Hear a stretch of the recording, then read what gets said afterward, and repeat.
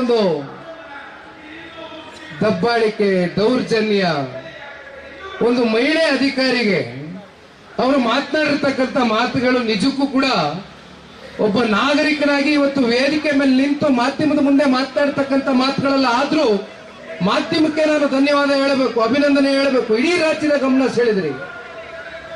ಏನಾಯ್ತು?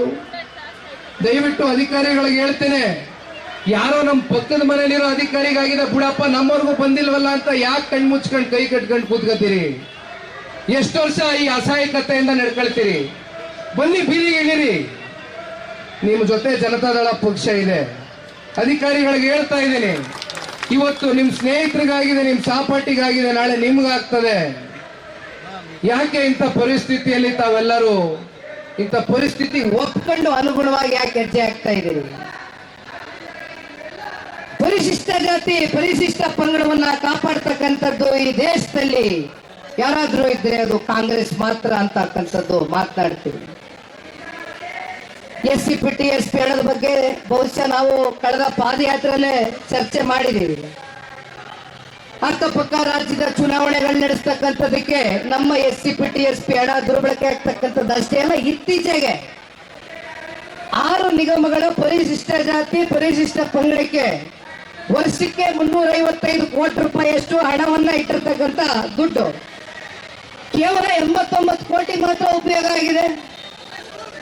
ಮಿಕ್ಕಿದ ಹಣ ಎಲ್ಲೋಯ್ತು ಅಂದ್ರೆ ಹೇಳ್ತಾರೆ ಪಾಪ ಇಂದಿನ ಸಂಪುಟದಲ್ಲಿ ಇರ್ತಕ್ಕಂಥ ಮಂತ್ರಿಗಳು, ನಾವೇನ್ ಮನೆಗೆ ಎತ್ಕೊಂಡು ಹೋಗಿದೀವೇನ್ರಿ, ಎಲ್ಲ ಕೊಟ್ಟಿರ್ತೀವಿ ಕಣ್ರಿ, ಸರ್ಕಾರದ ಗ್ಯಾರಂಟಿಗಳು ಕೊಟ್ಟಿರ್ತೀವಿ, ಇನ್ನೊಂದ್ ಕಡೆ ಕೊಟ್ಟಿರ್ತೀವಿ. ಹಾಗಾದ್ರೆ ಪರಿಶಿಷ್ಟ ಜಾತಿ, ಪರಿಶಿಷ್ಟ ಪಂಗಡ ನಿಮ್ಗೆ ಕೇವಲ ಚುನಾವಣೆ ಸಂದರ್ಭಕ್ಕೆ ಮಾತ್ರ ಸೀಮಿತವ? ಆ ನಿಗಮದಲ್ಲಿ ಇದ್ದಂತ ಹಣ ಏನಾಯ್ತು? ಯಾವ ಗ್ಯಾರಂಟಿ ಕೊಟ್ಟಿದ್ದೀರಿ? ಎಲ್ಲಿ ಗ್ಯಾರಂಟಿ ತಲುಪಿದೆ? ಇಂಥ ಪರಿಸ್ಥಿತಿಯಲ್ಲಿ ನಾನು ಕೇಳ್ತಕ್ಕಂಥದ್ದು, ಇಶ್ಯೂ ನಾನು ಡೈವರ್ಟ್ ಮಾಡ್ಲಿಕ್ಕೆ ರೆಡಿ ಇಲ್ಲ. ಸಾಕಷ್ಟು ವೈಫಲ್ಯತೆಗಳು, ಭ್ರಷ್ಟಾಚಾರ, ಹಗರಣಗಳು ಕಳೆದ 2 ವರ್ಷದಲ್ಲಿ ಪ್ರತಿನಿತ್ಯ ನಮ್ಮ ಕಣ್ ಮುಂದೆ ಇದೆ. ಹೋರಾಟ ಮಾಡ್ಲಿಕ್ಕೆ ಪ್ರತಿನಿತ್ಯ ಹೊಸ ಹೊಸ ಇಶ್ಯೂ ಇದೆ.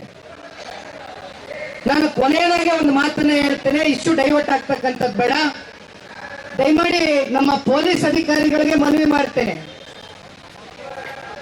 ಇವತ್ತು ಈ ರಾಜ್ಯದ ಹೆಣ್ಣು ಮಕ್ಕಳ ಪರವಾಗಿ ನಾವು ಧ್ವನಿಯನ್ನ ಎತ್ತಬೇಕಾಗಿದೆ, ನ್ಯಾಯವನ್ನ ಕೊಡಿಸ್ಬೇಕಾಗಿದೆ. ಆ ನಿಟ್ಟಿನಲ್ಲಿ ಇವತ್ತು ರಾಜ್ಯದ ಮುಖ್ಯಮಂತ್ರಿಗಳಿಗೆ ನಾವು ಭೇಟಿ ಮಾಡಿ ಏನು ಕ್ಯಾಲೆಂಡರ್ಗಳನ್ನ ನಮ್ಮ ಎಲ್ಲ ಪಕ್ಷದ ಮುಖಂಡರುಗಳು, ನಾಯಕರು ತಗೊಂಡ್ಬಂದಿದ್ದಾರೆ, ಆ ಕ್ಯಾಲೆಂಡರ್ ಡೇಟ್ ದಯಮಾಡಿ ಅವ್ರ ಕಡೆಯಿಂದಲೇ ನಮಗೆ ಯಾವ ದಿನಾಂಕ ನಾವು ಈ ತಿಂಗಳಿಗೆ ಬಂದು ಖಾತೆಗಳಿಗೆ ಜಮಾ ಮಾಡ್ತೀವಿ ಗ್ಯಾರಂಟಿಗಳ ದುಡ್ಡು ಅಂತಕ್ಕಂಥದ್ದು ಮಾತು ಕೊಡ್ತಕ್ಕಂಥದಕ್ಕೆ ಇವತ್ತು ನಾವು ಮುಖ್ಯಮಂತ್ರಿಗಳನ್ನ ಭೇಟಿ ಮಾಡಲೇಬೇಕು ಅಂತಕ್ಕಂಥ ದೃಢ ತೀರ್ಮಾನವನ್ನ ಮಾಡಿದ್ದೇವೆ. ದಯಮಾಡಿ ಪೊಲೀಸರು ಕೂಡ ನಮ್ಗೆ ಸಹಕಾರ ಕೊಡಬೇಕು ಅಂತಕ್ಕಂಥದ್ದು ಈ ಸಂದರ್ಭದಲ್ಲಿ ಕೇಳ್ತಾ ಕೊನೆಯದಾಗಿ ಹೇಳ್ತೇನೆ, ಇವತ್ತೇನು ಬೆಂಗಳೂರು ನಗರದಲ್ಲಿ ಫ್ರೀಡಂ ಪಾರ್ಕ್ ನಲ್ಲಿ ಒಂದು ಪ್ರತಿಭಟನೆಯಲ್ಲಿ ತಾವೆಲ್ಲರೂ ಭಾಗಿಯಾಗಿದ್ದೀರಿ. ಈ ಒಂದು ಹೋರಾಟ ಇದು ಪ್ರಾರಂಭ ಅಷ್ಟೇ, ಇದು ಪ್ರಾರಂಭ ಅಷ್ಟೇ. ಇಡೀ ರಾಜ್ಯದ ಉದ್ದಗಲಕ್ಕೂ ಕೂಡ ಎಲ್ಲ ಜಿಲ್ಲಾ ಕೇಂದ್ರಗಳಲ್ಲಿ, ತಾಲೂಕು ಕೇಂದ್ರಗಳಲ್ಲಿ, ಎಲ್ಲ ಕಡೆ ಕೂಡ ಇವತ್ತು ಈ ಕಾಂಗ್ರೆಸ್ನ ಸರ್ಕಾರದ ವೈಫಲ್ಯತೆಗಳು, ಇವತ್ತೇನು ಅಭಿವೃದ್ಧಿ ಸಂಪೂರ್ಣ ಕುಂಠಿತಗೊಂಡಿದೆ, ಜನರ ಕಲ್ಯಾಣಕ್ಕೆ ಇಟ್ಟಿರ್ತಕ್ಕಂಥ ಹಣ ದುರ್ಬಳಕೆ ಆಗ್ತಾ ಇದೆ. ಇವೆಲ್ಲದರ ವಿರುದ್ಧವಾಗಿ ಜನತಾದಳ ಪಕ್ಷ ನಿರಂತರವಾಗಿ ಒಂದು ಹೋರಾಟವನ್ನ ಇಂದಿನಿಂದ ಪ್ರಾರಂಭ ಮಾಡಿದ್ದೇವೆ.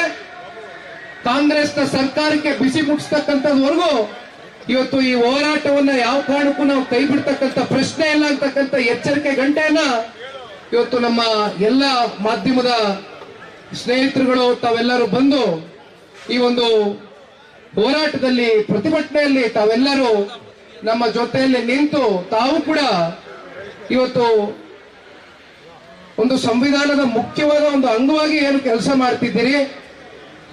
ನಿಮ್ಮೆಲ್ಲರ ಜವಾಬ್ದಾರಿ, ನೀವು ಕೂಡ ರಾಜ್ಯದ ಜನತೆಗೆ ಪ್ರತಿನಿತ್ಯ ತಮ್ಮ ವರದಿಗಳು ಬಿತ್ತನೆ ಮಾಡ್ತಕ್ಕಂಥ ಮೂಲಕ ತಾವು ತೋರಿಸ್ತಿದ್ದೀರಿ.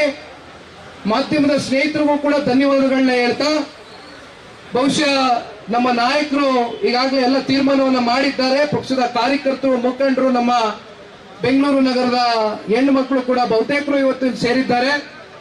ವಿಧಾನಸೌಧವನ್ನ ಮುತ್ತಿಗೆ ಹಾಕುವ ಮೂಲಕ ರಾಜ್ಯದ ಮುಖ್ಯಮಂತ್ರಿಗಳಿಗೆ ನಾವು ಇವತ್ತು ಕ್ಯಾಲೆಂಡರ್ ಡೇಟ್ ನ ನಮಗೆ ಅಂತಿಮವಾಗಿ ರಾಜ್ಯದ ಹೆಣ್ಮಕ್ಳು ಹಾಗೂ 5 ಗ್ಯಾರಂಟಿಗಳ ಈ ಒಂದು ಕಾರ್ಯಕ್ರಮ ಯಾವತ್ತು ಪ್ರತಿ ತಿಂಗಳು ನಿಗದಿ ಆಗುತ್ತೆ ಅಂತಕ್ಕಂಥದನ್ನ ಇವತ್ತು ಪ್ರಶ್ನೆ ಮಾಡತಕ್ಕಂತ ಕ್ಷಣ ಬಂದಿದೆ. ಹಾಗಾಗಿ ತಾವೆಲ್ಲರೂ ನಮಗೆ ಸಹಕರಿಸಬೇಕು ಅಂತಕ್ಕಂಥದ್ದು ಈ ಸಂದರ್ಭ ಕೋರ್ಕೊಳ್ತಾ ಮತ್ತೊಮ್ಮೆ ಈ ಒಂದು ಹೋರಾಟಕ್ಕೆ ಬಂದಿರತಕ್ಕಂಥ ಎಲ್ಲರಿಗೂ ಧನ್ಯವಾದ ತಿಳಿಸ್ತಾ, ವಿಶೇಷವಾಗಿ ಇಲ್ಲಿ ಕೂತಿರ್ತಕ್ಕಂಥ ಎಲ್ಲ ನಮ್ಮ ಶಾಸಕ ಮಿತ್ರ